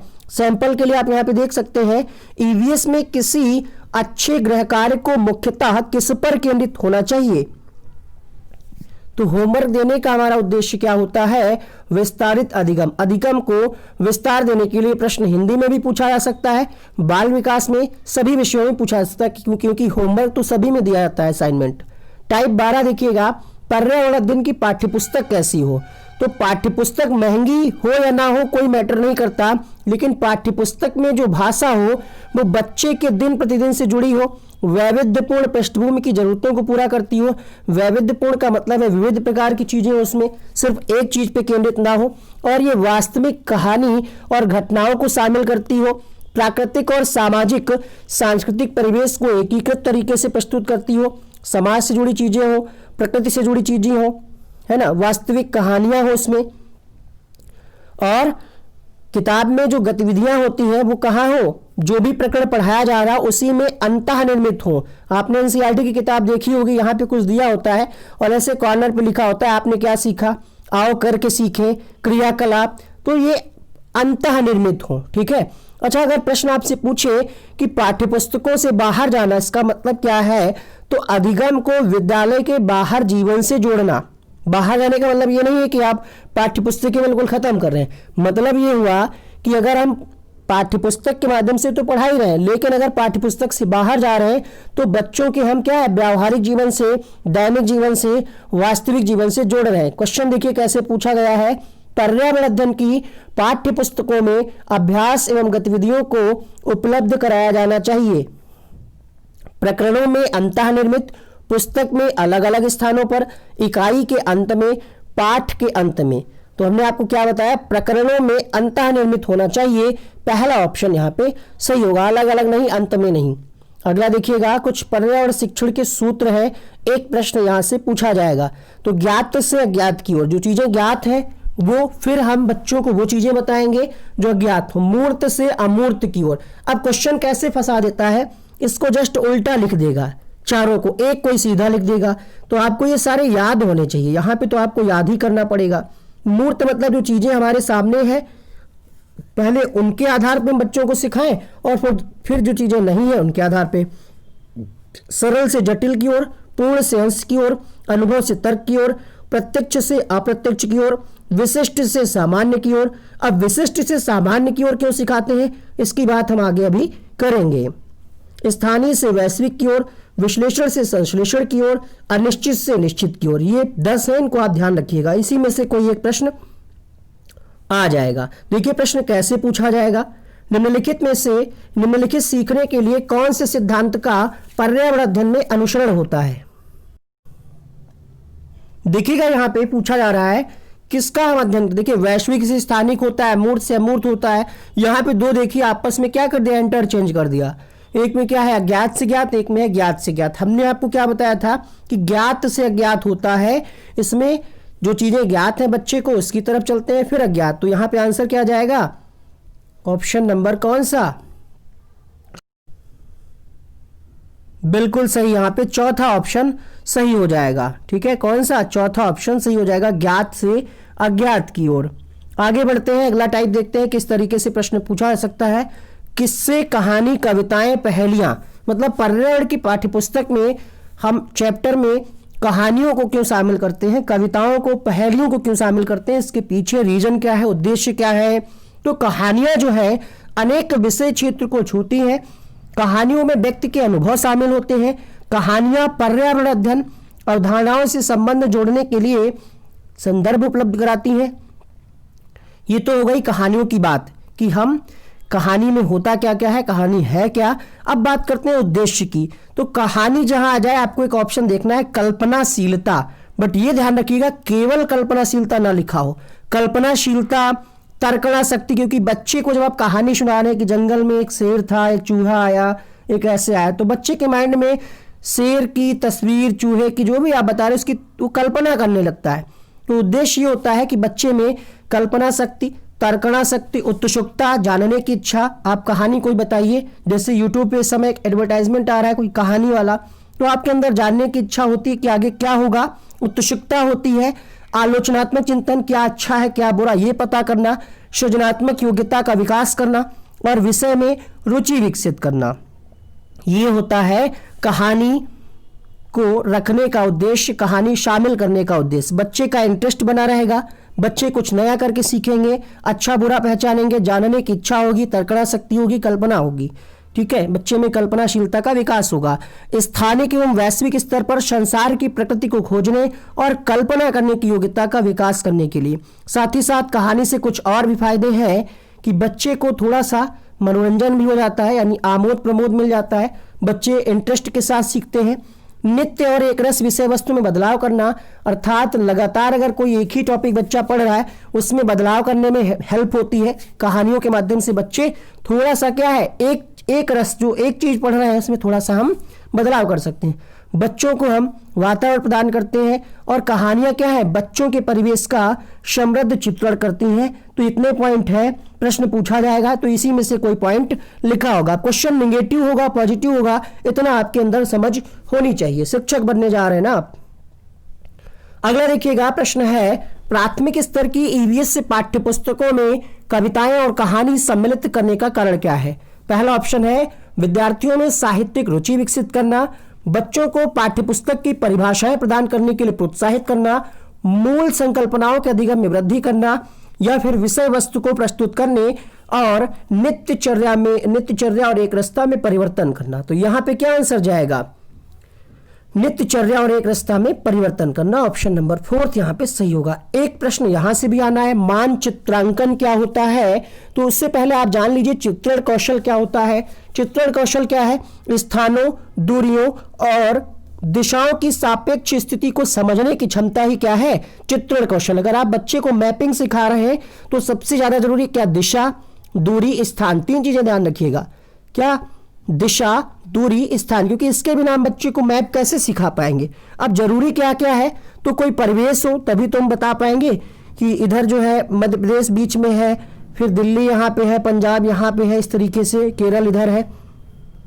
तो परिवेश के माध्यम से हम बेहतर सिखा सकते हैं। साथ ही साथ स्थिति का पता हो, दिशाओं की समझ हो। तो अगर हम बच्चे को मानचित्र सिखा रहे हैं तो इन चीज़ों की जानकारी भी सिखाएंगे बच्चों को। साथ ही साथ प्रतीक और स्केल है ना, कि कितने किलोमीटर है यहाँ से क्या है, और सिंबल जो है, प्रतीक, इनकी जानकारी बच्चे को हम सिखाते हैं। प्रश्न कैसे पूछा जा सकता है, देखिएगा, प्राथमिक स्तर पर मानचित्रांकन सिखाने से शिक्षार्थियों में निम्नलिखित में से किस कौशल को बढ़ावा मिलता है।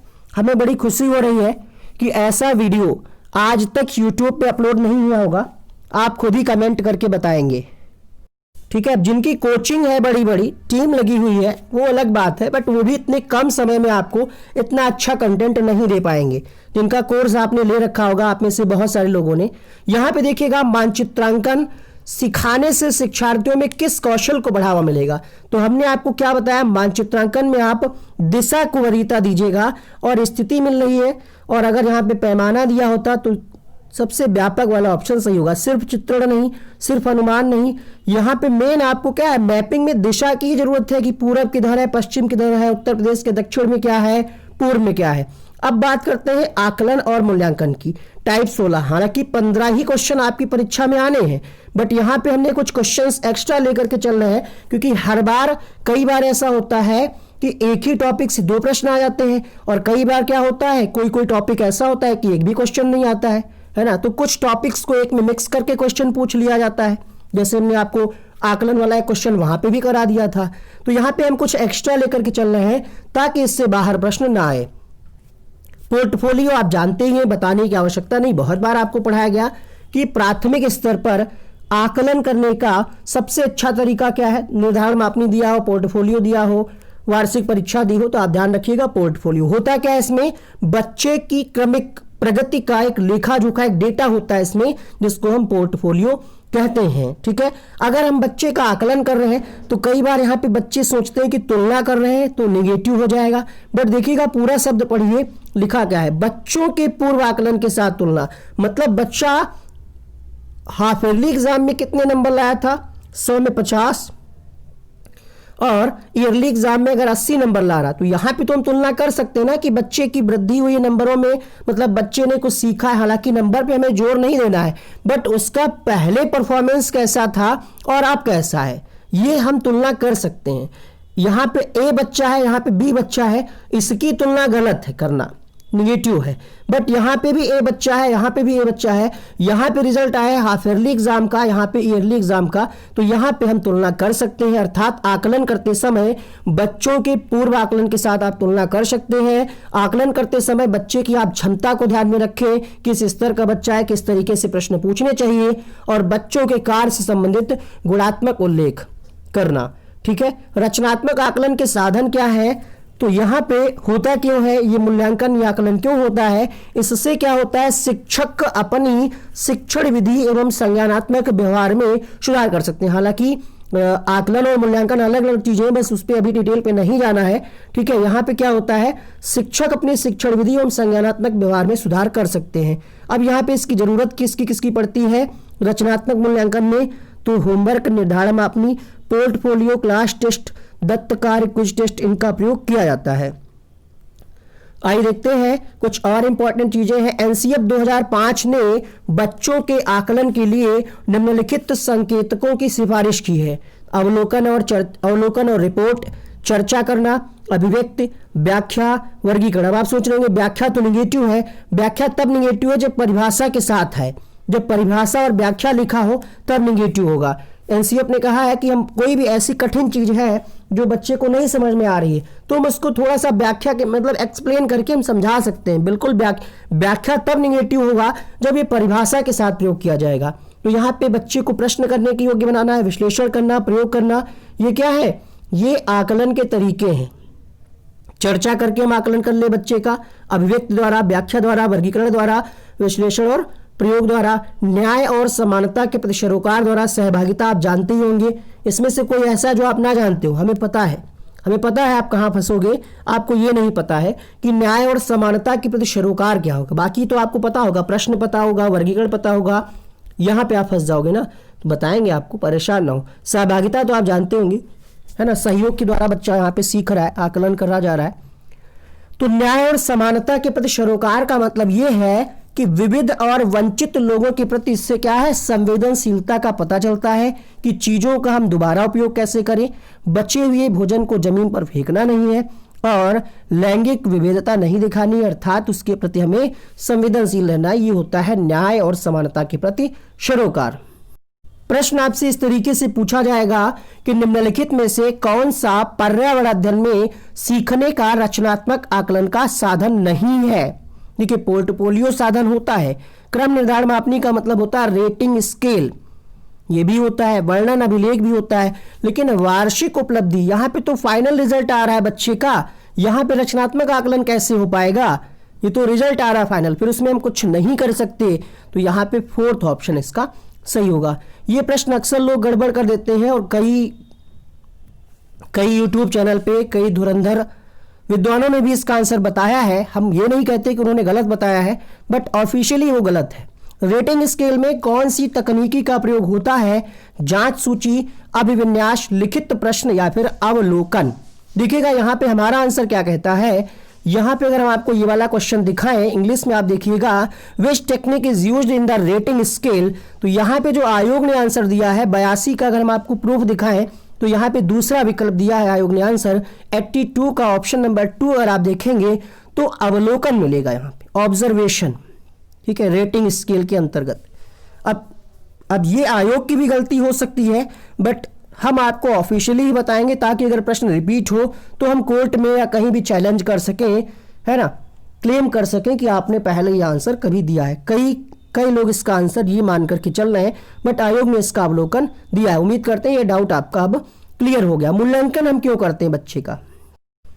देखिए हमारी कोई कोचिंग तो है नहीं, है ना ही हमारे पास कोई टीम है, तो अगर हम इसको लाइव कराते तो बच्चे ज़्यादा नहीं आते, तो इसीलिए इसको हम अपलोड कर रहे हैं। बट ये आपका कर्तव्य है, ठीक है। हम कोई टारगेट यहाँ पे नहीं रख रहे हैं कि 50,000 बच्चे होने चाहिए, 20,000 होने चाहिए, वीडियो प्राइवेट कर देंगे, ये कर देंगे। आपकी जिम्मेदारी है कि अगर आपको हमारी मेहनत पसंद आए तो बस 2 काम करने हैं, लाइक करना है, शेयर करना है, सब्सक्राइब कर लेना है चैनल को। मूल्यांकन क्यों करते हैं? ये इसलिए कह रहे हैं क्योंकि बहुत सारे बच्चे लेट में जुड़ पाते हैं चैनल पे। अब 28 तारीख को जो बच्चा जुड़ेगा वो तो पछताएगा ना। बहुत सारे लोग कमेंट करते हैं अरे सर पहले से हम जुड़ गए होते चैनल से तो काफ़ी भला हो जाता है, इसलिए कह रहे हैं।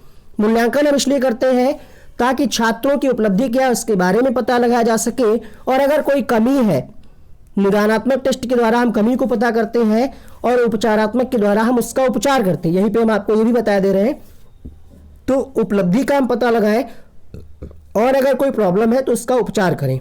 साथ ही साथ इससे क्या होता है, हमारा अध्ययन अध्यापन प्रभावशाली हो जाता है। सतत एवं व्यापक मूल्यांकन शॉर्ट में बता दें, सतत का मतलब क्या होता है, लगातार। व्यापक का मतलब सभी पक्ष का मतलब ये है कि जो कक्षा में एक्टिविटी हो रही उसका भी, है ना, बच्चे के सभी पक्षों से संबंधित। यहाँ पे एक और प्रश्न पूछा गया है कि प्राथमिक स्तर पर बच्चे का आकलन करने का सबसे अच्छा तरीका क्या है? गृह कार्य, योगात्मक कार्य, पोर्टफोलियो, आवधिक परीक्षा है। तो आंसर क्या आ जाएगा? पोर्टफोलियो के साथ। अगला प्रश्न देखिएगा, निम्नलिखित में से क्या पर्यावरण अध्ययन में आकलन के लिए संकेतक नहीं होना चाहिए? जो हमने आपको 10 बताए हैं ना, याद करना तो खैर इसका आंसर ही है। जो हमने आपको ये 10 बताए एनसीईआरटी के अनुसार, इसी से प्रश्न पूछा गया है 2019 की शायद परीक्षा में या किसी एग्जाम में पूछा गया है। तो हम बच्चे को याद नहीं कराते हैं, बाकी सारे हैं, प्रश्न पूछना बाकी सारे हैं। तो यहाँ पे आंसर क्या जाएगा? पहला ऑप्शन। अगला देखिएगा किस तरीके से प्रश्न पूछा जा सकता है। शिक्षार्थियों का आकलन करते समय पर्यावरण अध्ययन की शिक्षिका को निम्नलिखित में से क्या नहीं करना चाहिए?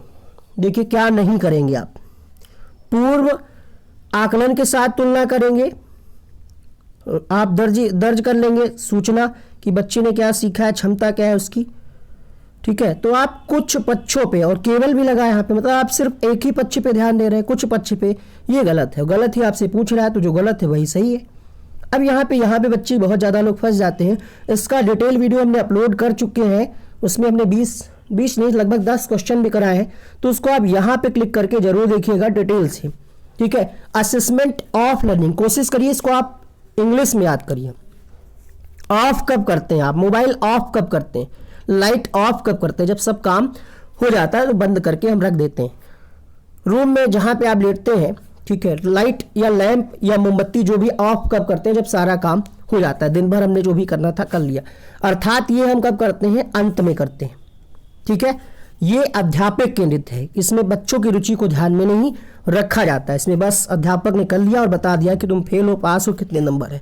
तो ये क्या है? सीखे हुए का आकलन, जो बच्चे ने सीख लिया उसका आकलन है, ठीक है। अधिगम के लिए आकलन क्या है? अब के लिए आप कैसे याद करेंगे? इसको इंग्लिश में याद करिए, फॉर। ऑफ कब करेंगे हम? जब सब कुछ काम करने के बाद में। फॉर कैसे याद करेंगे? ये ड्यूरिंग प्रोसेस होता है। शिक्षण जैसे हम आपको पढ़ा रहे हैं, साथ ही साथ क्या है, क्वेश्चन का टेस्ट भी ले रहे हैं, तो ये शिक्षण प्रक्रिया के दौरान होगा। कुछ असाइनमेंट हमने आपको दे दिया, क्वेश्चन आंसर कुछ कर लिए, तो ये होता है। अब इसको कैसे याद करेंगे? देखिए यहाँ पे कब होता है? बीच में होता है। ड्यूरिंग प्रोसेस, शिक्षण प्रक्रिया के दौरान। जब आप फॉर लिखेंगे FOR, तो यहाँ पे बीच में क्या आ रहा है? कुछ तो आ रहा है ना बीच में, कुछ तो आ रहा है बीच में। अब आप यहाँ पे देखिए कुछ आ रहा था क्या बीच में? नहीं आ रहा। ऑफ लिखिए, इसके बीच में कुछ आ ही नहीं रहा, OF के बीच में, बट यहाँ पे आ रहा है। इसकी यही ट्रिक बनाई हमने और उम्मीद करते हैं आपको भी दिमाग में बिल्कुल फिट हो जाएगी, कभी आप कंफ्यूज नहीं होंगे। यहाँ पे बीच में कुछ आ रहा है, अर्थात ये बीच में होगा, ड्यूरिंग प्रोसेस होगा, बस हो गया काम। एज लर्निंग, एज मतलब क्या? एज मतलब हम खुद करेंगे, एज। तो यहाँ पे हम या तो खुद करेंगे या तो अपने दोस्तों से करवाएंगे, अपने छोटे भाई बहन से, मम्मी पापा से कि मम्मी हमने ये क्वेश्चन याद कर लिया है, सुन लो हमें याद हुआ कि नहीं हुआ है। तो ये होता है सहपाठियों से, यहाँ पीयर ग्रुप में कराते हैं, पीयर ग्रुप में हम कराते हैं इसको, अपने दोस्तों के आपस में लोग नहीं कहते तुम मेरा सुन लो हम तुम्हारा सुन लें, हम याद करके आए हैं, देखो कहाँ पे हम भूल रहे हैं। इसमें भूमिका किसकी होती है? इसमें बच्चा खुद ही कर रहा है तो बच्चे की भूमिका होगी, है ना। इसमें विद्यार्थी की भूमिका अधिक होगी। याद हो गया कि नहीं होगा? अब देखिए इस पे क्वेश्चन कैसे आया हुआ है। क्वेश्चन आया हुआ है, ये हालांकि CDP में आया है बट EVS में भी ऐसा क्वेश्चन आ सकता है। अच्छा, असेसमेंट इन लर्निंग छूट गया था। इनका मतलब ये होता है ये दोनों आकलन में अंतर संबंधित है। जैसे NCERT की किताब होती है, यहाँ पे कुछ थ्योरी पढ़ाई और साथ ही में क्वेश्चन पूछ लिया, तो ये साथ ही साथ चलता रहता है ना। थोड़ा सा अंतर, ये बिल्कुल पता ही नहीं चलेगा आपको कब आपका आकलन हो गया, ये अंतर है। देखिएगा यहाँ पे एक बावर्ची खाना पकाते समय खाने को चखता है, तो ये क्या है? सीखने का आकलन है, सीखने के लिए आकलन है, सीखने के रूप में आकलन है, आकलन और सीखना है। तो यहाँ पे हमने आपको क्या बताया, जब खुद हम करेंगे तो वो होगा असेसमेंट एज लर्निंग। इसको आप इंग्लिश में देख लीजिएगा, पेपर में इंग्लिश में ही ऑप्शन होगा, हिंदी में भी होगा। तो ये होता है सीखने के रूप में आकलन। इसका आंसर बहुत जगह गलत चल रहा है, ठीक है, बड़े बड़े यूट्यूब चैनल पे मिलियंस आप यूजर हैं वहाँ पे, बट गलत पढ़ाया जा रहा है। क्या कर सकते हैं हम, अपना बता सकते हैं कि इसका सही क्या है। कॉन्सेप्ट अगर क्लियर होगा तो सही होगा, तो इसको सही कर लीजिएगा अगर कहीं भी गलत दिया हुआ है। पर्यावरण अध्ययन में शिक्षक के द्वारा बच्चों को स्वयं अपने का आकलन करने के अवसर देना शो आकलन है। तो अपने को जब आप आकलन दे रहे हैं तो वो होता है असेसमेंट एज लर्निंग। सीखने के समान आकलन लिखा हो या सीखने के रूप में आकलन लिखा हो, आपको इंग्लिश में एज मिलेगा। जब हम खुद कर रहे हो तो एज हो जाएगा, बस ये ध्यान रखिएगा। अगला इंपॉर्टेंट पॉइंट है प्रश्न बनाने के चरण। देखिएगा प्रश्न कैसे बनाया जाता है, उससे पहले आप जान लीजिए, यहां पे आपके मन में जानने की इच्छा रहती है कि ब्लूप्रिंट क्या होता है। तो किसी विषय वस्तु या पाठ्य सामग्री का निर्माण करने से पहले जब हम अंकों का विभाजन कर लें कि कितने नंबर वाले कितने प्रश्न आएंगे, बच्चों को कितने शब्दों में लिखना होगा, और ये अति लघु उत्तरीय, लघु उत्तरीय, ये सब जब हम पहले से डिसाइड कर लेते हैं, एक सारणी बना लेते हैं, लिखा है ना यहाँ पे, एक अलग प्रकार से सारणी का निर्माण करते हैं। इसी में प्राप्त उद्देश्यों, पाठ्य सामग्री, प्रश्नों आदि का विवरण दिया होता है। इसे ही हम ब्लूप्रिंट के नाम से जानते हैं। अब प्रश्न बनाने के चरण क्या है, आइए इसको जानते हैं। तो सबसे पहले जब आप कोई प्रश्न पत्र तैयार कर रहे होंगे तो उसकी आप रूपरेखा बनाएंगे, उसके बाद ब्लूप्रिंट तैयार करेंगे। ब्लूप्रिंट क्या है हमने पहले स्पष्ट कर दिया, यहाँ पे आप उसकी फोटो भी देख लीजिए। उसके बाद आप प्रश्न को लिखेंगे, फिर प्रश्न पत्र का संपादन, फिर लास्ट में अंक योजना। कई बार ये नहीं दिया होता है, आपको ये स्टेप याद होने चाहिए। डिजाइन, ब्लूप्रिंट, प्रश्न, प्रश्न पत्र का संपादन, तो ये आप याद रखिएगा। आइए देखते हैं क्वेश्चन कैसे इस पे पूछा जाता है। इससे प्रश्न कई तरीके से बनाए जा सकते हैं। कूट में भी दे सकता है कि सही में लाइए 1 2 3 4 3 2 5 4 ऐसे करके, और सीक्वेंस भी दे सकता है कि आपको बताइए। कई तरीके से प्रश्न पूछा जा सकता है। यहाँ पे सही तरीका पूछ रहा है, तो सबसे पहले क्या करते हैं आप, क्या प्रश्न लिखने लगते हैं? नहीं लिखते तो दोनों गलत। सबसे पहले हम डिजाइन तैयार करते हैं, उसके बाद ब्लूप्रिंट। तो यहाँ पे पहला ऑप्शन सही होगा, इसको याद कर लीजिएगा। 1 नंबर फोकट का है, अगर आप भूल गए तो चला जाएगा 1 नंबर।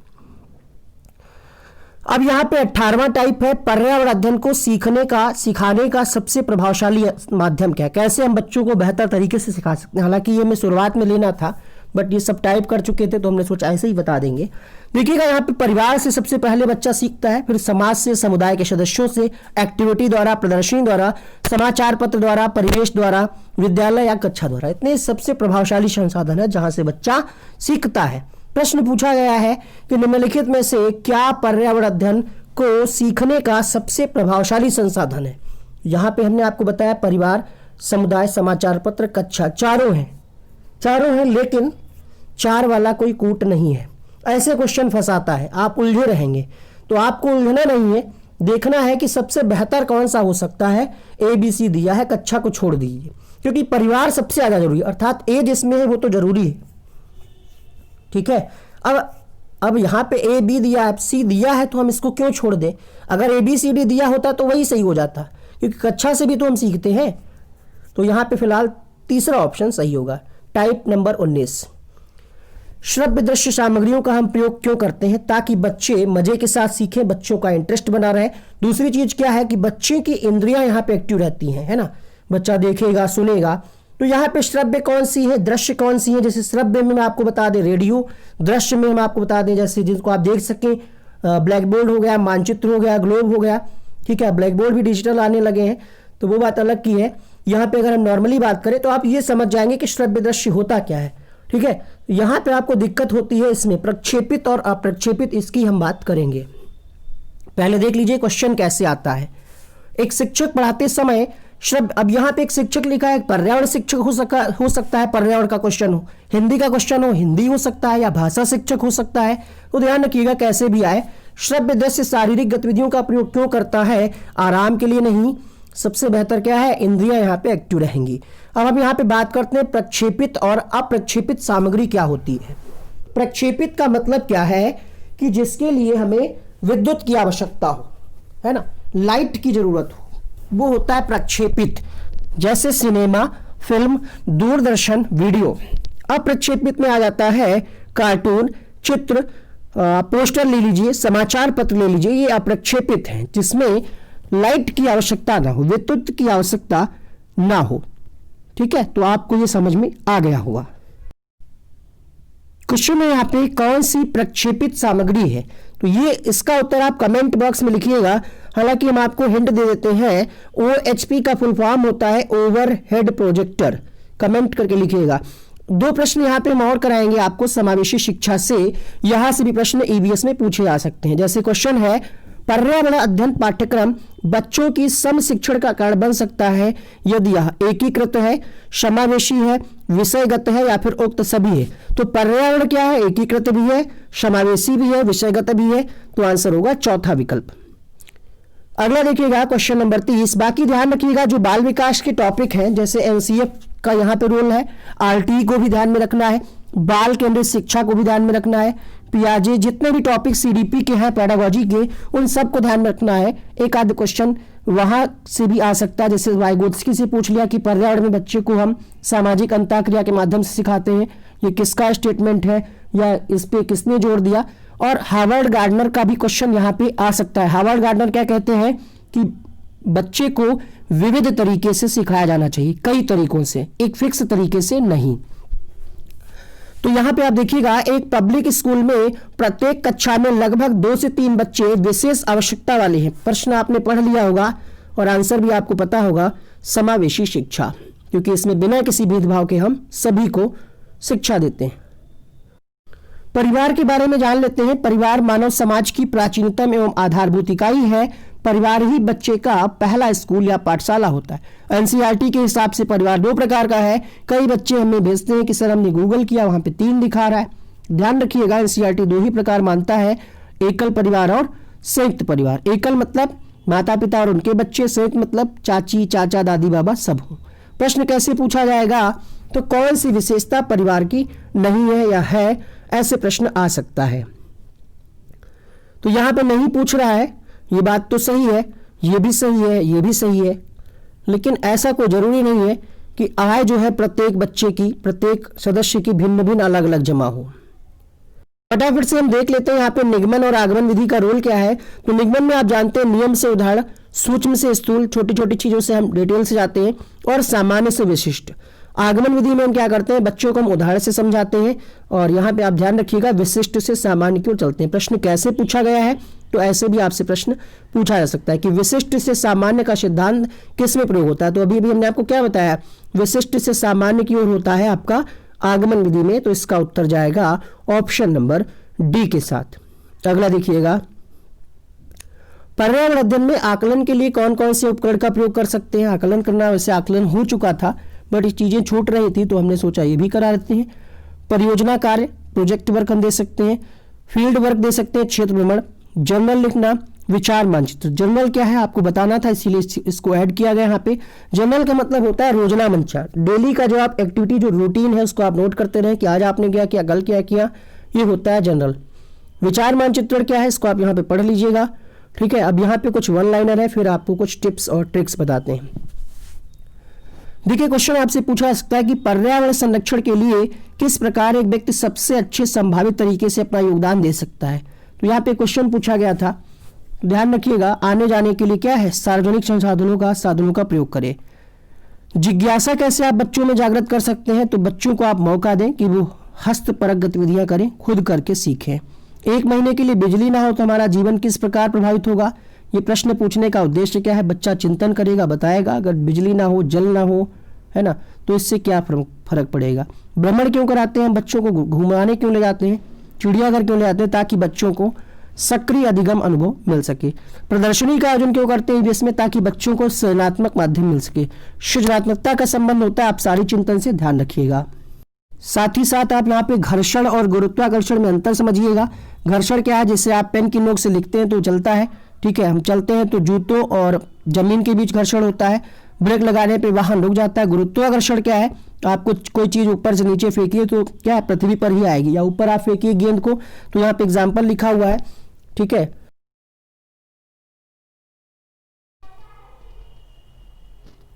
अब यहाँ पे हम आपको कुछ ट्रिक्स, टैगवर्ड बताने वाले हैं जिनको आप देख करके डायरेक्ट आंसर को पहचान सकते हैं बहुत ही कम समय में।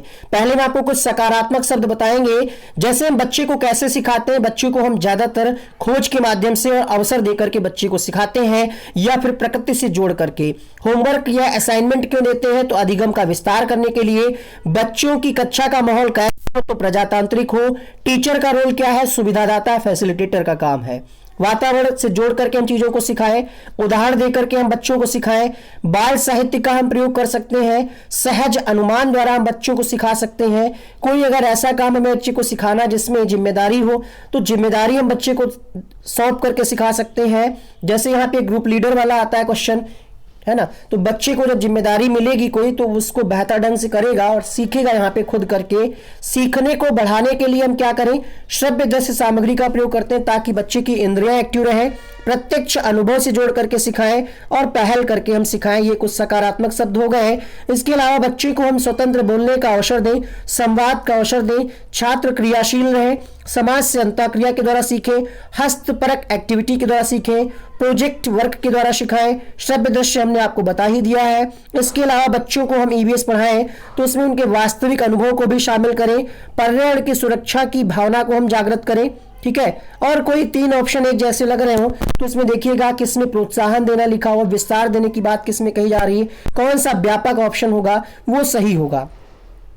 ये हो गई बात सकारात्मक शब्दों की। अब नकारात्मक में आ जाइएगा तो अगर नीरस दिनचर्या है तो बच्चा ठीक से सीख नहीं पाएगा, बोर हो जाएगा। समय का उपयोग करना सिखाएं हम बच्चे को, ये हालांकि पॉजिटिव है बट ये इस विषय वस्तु में किस्से, कहानी, कविताओं का, पहेलियों का समावेश हो, क्यों हो, ये हम आपको बता चुके हैं।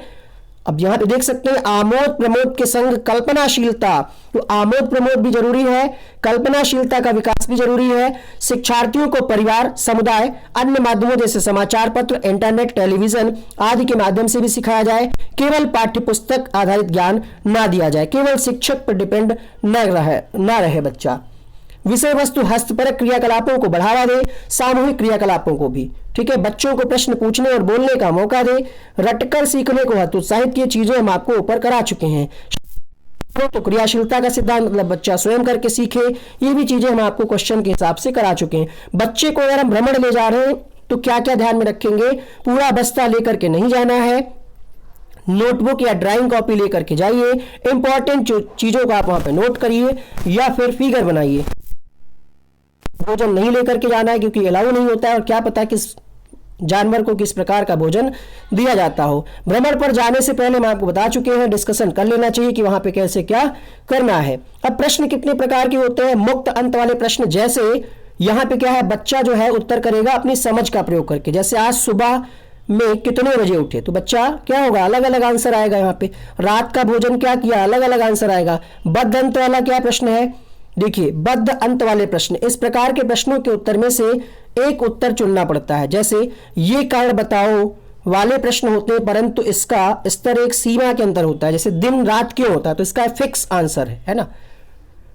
सूर्योदय एवं सूर्यास्त के समय सूर्य लाल क्यों होता है, ज्वार भाटा क्यों आते हैं, ये फिक्स आंसर। अपसारी क्या है, ये कारण बताओ। इसमें क्या लिखा होगा, प्रश्न के साथ साथ लिखा होगा कारण बताओ, परंतु विश्लेषण, मूल्यांकन, संश्लेषण करने के बाद विद्यार्थी अपनी कल्पना से उत्तर देगा।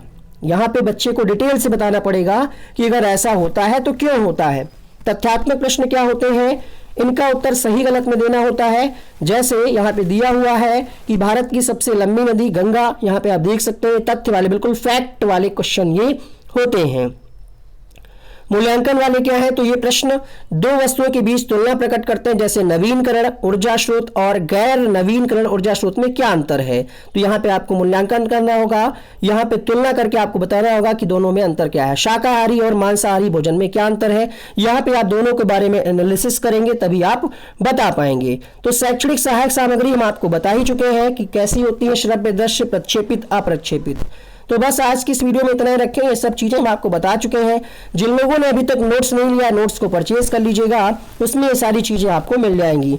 थैंक यू सो मच इस वीडियो को देखने के लिए। वीडियो पसंद आया तो लाइक करें, शेयर करें, और यहाँ पे आपको एक वीडियो मिल रहा होगा जो आपको संस्कृत पेडागोजी का है, हिंदी पेडागोजी का है, उनको देख लीजिएगा। 15 में 15 नंबर आपके मुट्ठी में है अगर आप ये सारे वीडियोस को देख लेते हैं।